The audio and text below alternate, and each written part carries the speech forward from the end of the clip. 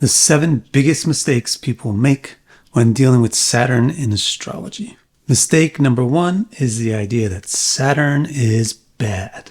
Most people think this, and the logic behind it is basically that, well, malefic planets are bad, and Saturn is the most malefic planet, so Saturn is the worst planet. It's very bad.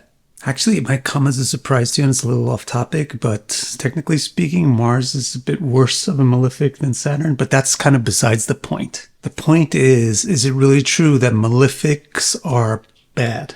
And that is exactly the subject that we explored fully in the previous video in this series, the 6 biggest mistakes about benefics and malefics. So the bottom line from that video was that any planet can be good or bad, and therefore Saturn can be good or bad depending on what it's doing in the chart.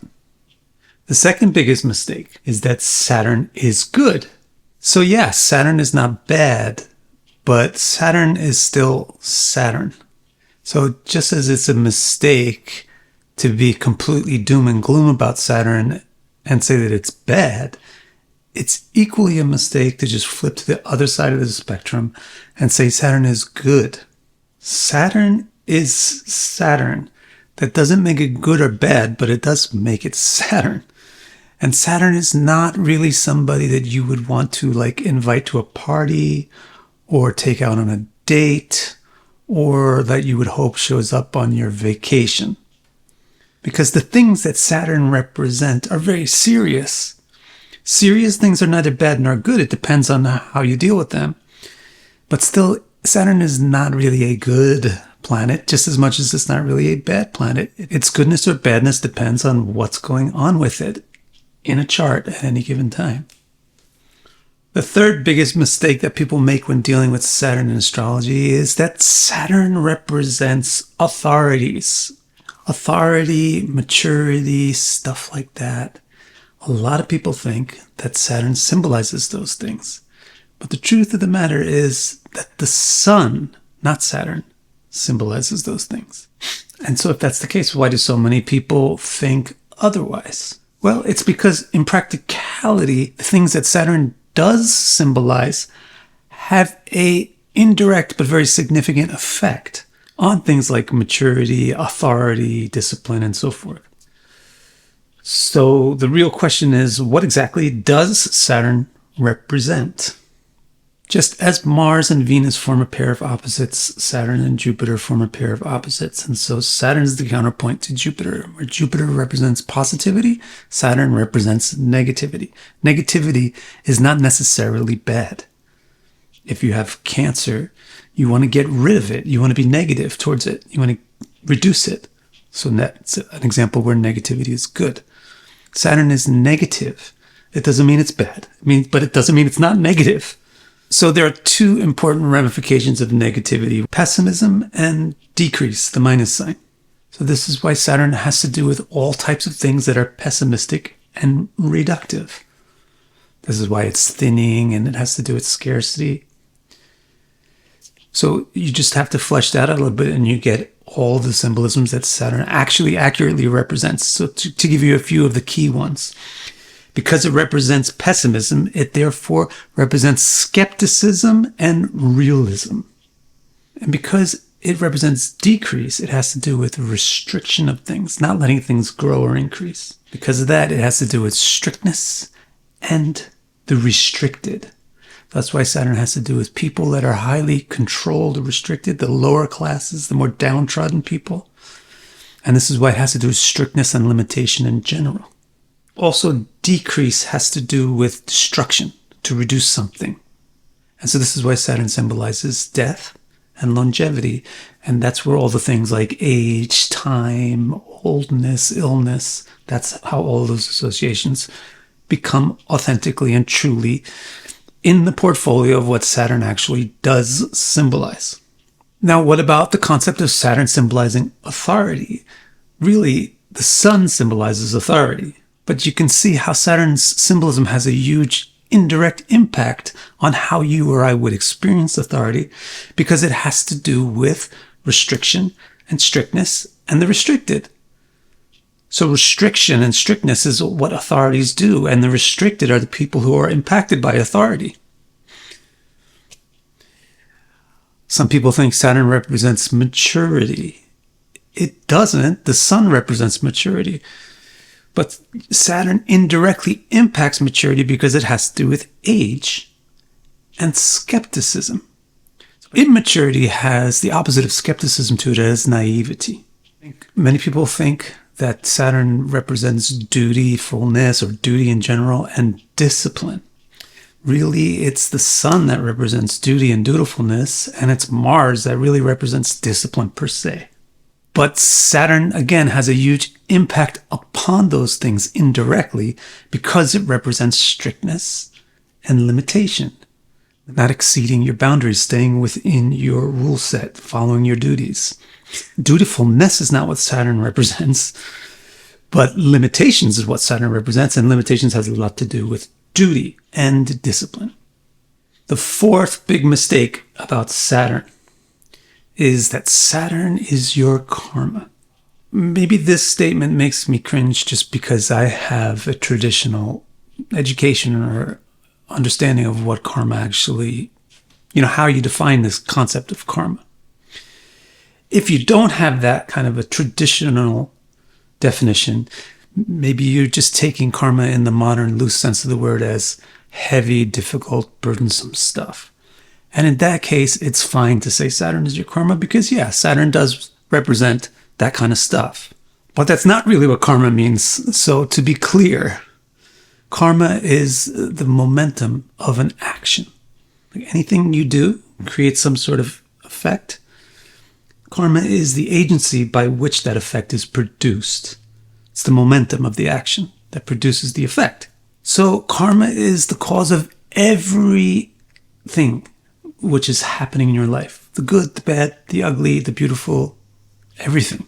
Hence, it's not just Saturn that represents your karma, but it's every planet taken together as a whole, each one describing a different aspect or facet of that karma.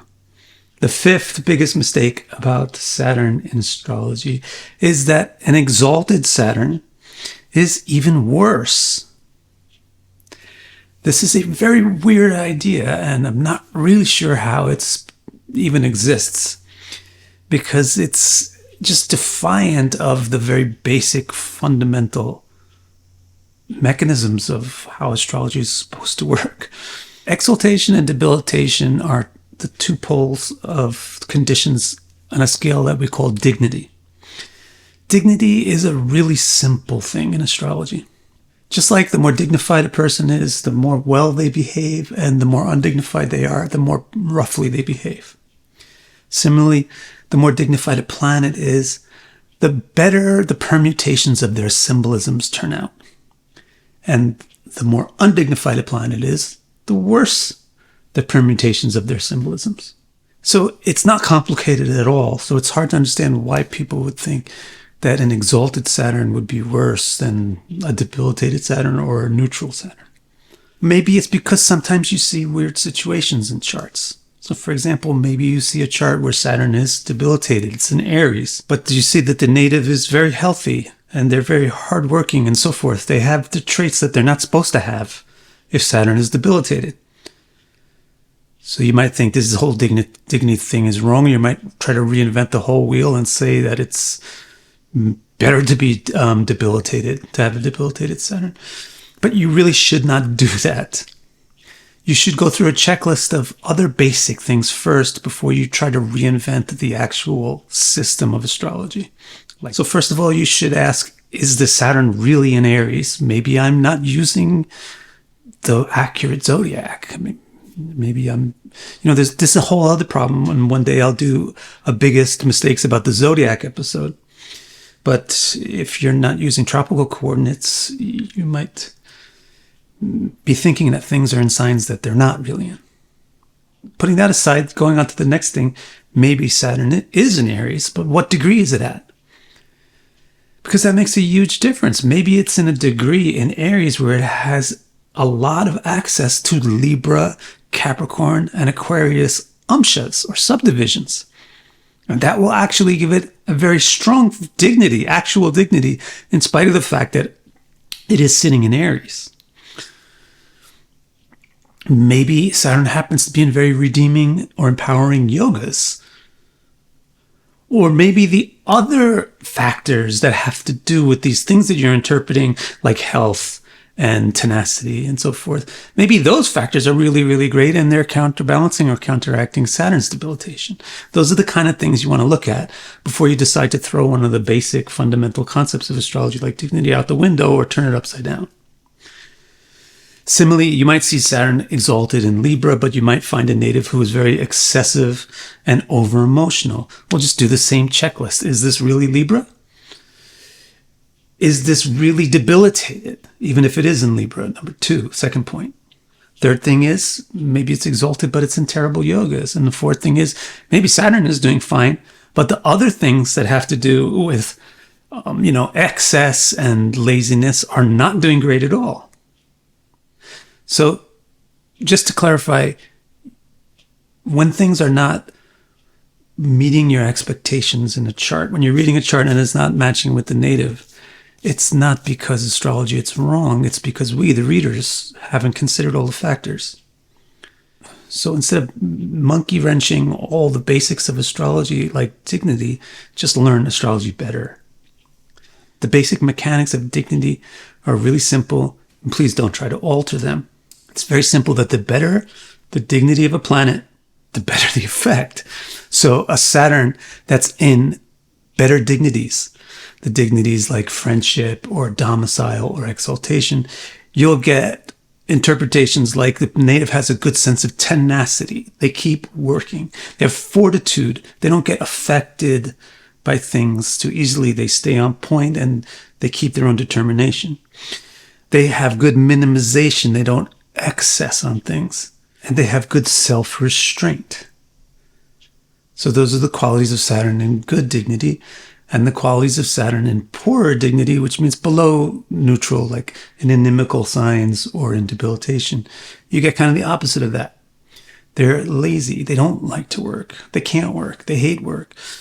They are defeatist. It's the opposite of fortitude, which means as soon as something goes wrong, they give up. They're excessive. They can't control their compulsions and emotions, and they're impractical. The sixth biggest mistake is that Sadesati is serious. What's Sadesati, you ask? Sadesati is Saturn's transit of the 12th, 1st, and 2nd signs relative to the moon.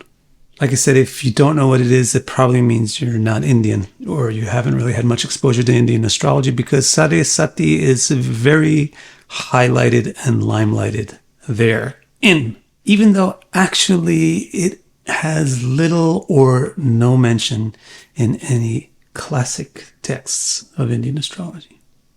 If so, why is it popular? Honestly, it's really not hard to figure out why. First of all, it's very clickbaity and fear farming, and those kind of things tend to draw a lot of attention. And second of all, it's very easy to be accurate with it, but not in a good way. So let me explain. The transit of Saturn to the 12th, 1st, and 2nd signs from your natal moon will take 7.5 years, hence the name Sadesati, which means 7.5. 7.5 years is a long time, and within that transit, something bad will happen. So, of course, that's what I mean by it's very easy to be accurate. It's like predicting that today you will get tired, or today you will get hungry. Yeah, basically every day we get tired, we get hungry. It's an easy prediction. It's easy to be accurate. Now, the basic mechanics behind this whole thing is Saturn's transit to the moon, and obviously that is a validly important transit. But this whole window of the 12th, 1st, and 2nd signs relative to your moon creates a 7.5 year transit, which really is just too long to be useful. But it's really good for keeping people in fear for a long time, and therefore keeping them clicking on your services or whatever so that they can keep reassuring themselves that they're going to be okay. So this is why it became popular, although it is not really an important Saturn transit. What then are the important Saturn transits? You just use Saturn's transits by degree. The points that are particularly important when aspected by Saturn in that way are the moon, the ascendant, the 8th lord, the 1st lord, and the current dasha lord. Of course, there's also other important transits, but those are the ones that I would shortlist. How should you interpret Saturn's transits to those points? It's also quite simple. You just take Saturn's basic template of negation and restriction, and you apply it to whatever the transited point symbolizes. So for example, let's say Saturn transits the moon. What's the interpretation? Emotional scarcity. The moon represents emotion, and Saturn represents restriction or negation. So Saturn's transit of the moon is emotional scarcity. Also, the moon represents affection and motheriness, and Saturn represents coldness and detachment. So Saturn's transit of the moon also indicates distrust of affection or lack of affection. Now, that sounds kind of bad, but the permutation of this interpretation should be either a little bit better or a little bit worse, depending upon the conditions. So one of the conditions is, what is the state that Saturn is in while it's transiting? Is it transiting from Libra exalted? Is it transiting from Aries debilitated? But even more significant than that is the condition of the point being aspected, especially in terms of how well it deals with Saturn's impact. So for example, if you have a chart where the moon is in, let's say, Capricorn, then it's already amenable to Saturnian influence because it's in Saturnian influence. So the effect of Saturn's transit upon a Capricorn moon would have a good permutation to the basic idea of emotional scarcity. So instead we would say something like emotional prudence, wise dispassion. On the other hand, if you have a moon which is in some other sign, like let's say Scorpio especially, Scorpio is very passionate. So it's not at all amenable to Saturn's influence. So in that case, Saturn's transit to that particular moon in Scorpio, you could twist that permutation to be a little bit more intense, like emotional alienation or silencing of the emotions. The seventh and final big mistake is that Saturn dasha is going to suck. The idea here is that, well, Saturn is bad, so Saturn's dasha is going to be bad.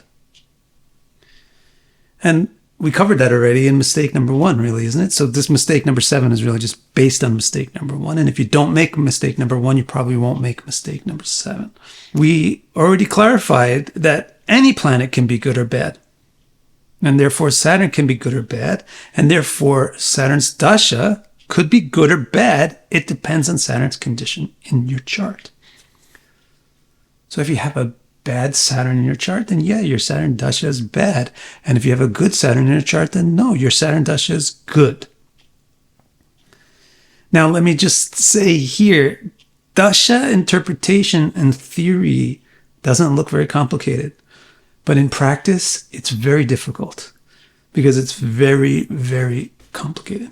And the primary reason for that difficulty is that we don't really care about dashas, we care about points in time. And points in time are not just one dasha, but they're a complex combination of many layers of dasha. That's what makes it very complicated. So even if you do have a sucky Saturn dasha because your natal Saturn is really lousy, it doesn't mean that your entire Saturn dasha is going to be terrible, because there's not that much time spent in a pure Saturn dasha with no other sub-dasha activating. So this is why we often find that good things happen in dashas that are supposed to be bad, and bad things can happen in dashas that are supposed to be good. So thank you for watching this whole video. I hope you enjoyed it. Don't forget to subscribe and get the notifications bell turned on. Let me just give you a little bit of information now about the reports that I offer. If you want to understand the whole context of your chart, the soil in which your interpretive seeds grow, then visit my website, vicdecara.com, and click Readings. My complete chart report explains each and every nook and cranny of your chart and will keep you occupied in self-discovery for years. I also have 2 groundbreaking new reports. The first of these, your nakshatra, organizes your active nakshatras in order of their importance to you, and presents the fundamental interpretations for the planets that occupy them. And the newest report, Star Strength, uses a system called Tarabala to unfold 90 interpretations of the nuanced relationships between all the planets in your chart, which paints a rich and detailed picture of how your various strengths cooperate or compete with each other. Order these or any of my reports and accelerate your journey to deeper self-understanding.